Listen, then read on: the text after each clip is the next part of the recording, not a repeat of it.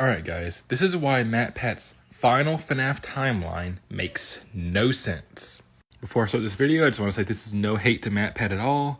I'm just saying that why his final theory makes no sense. The reason why I'm saying final, because we all know it's not going to be his final theory, because the next FNAF game's got to come out, and it's probably going to rewrite the entire storyline like every new FNAF release does. But anyway, here's why his timeline makes no sense. So this mostly comes from his sister location part of the timeline. Alright, now let's be honest. Sister Location confused us all, right? It's one of the most confusing games out there. But where it goes in the timeline, according to MatPat, it just doesn't make sense. Let me explain why. So MatPat claims that Sister Location takes place before FNAF 1 and before Night 7 of FNAF 2.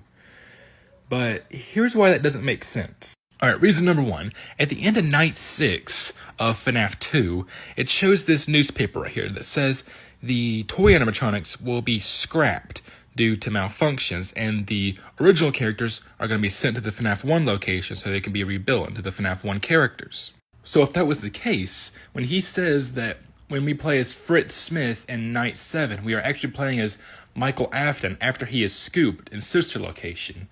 But if that was the case, then why are the toy animatronics still here, if they were supposedly scrapped after that last night? And the withered animatronics should also not be here. They should be moved to the FNAF 1 location to become the FNAF 1 animatronics.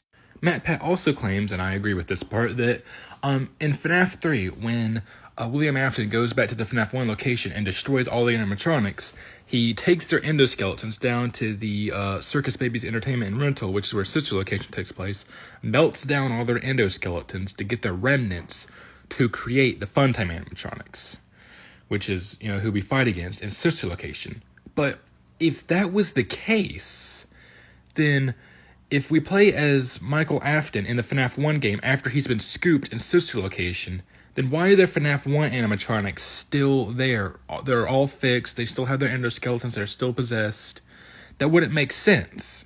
Because if Sister Location takes place before FNAF 1 and I already explained why it can't take place before Night 7 of FNAF 2, but if it takes place before FNAF 1, then the animatronics from FNAF 1 should not be there if they were torn apart by William and melted down into the Funtime animatronics. That just simply would not make any sense.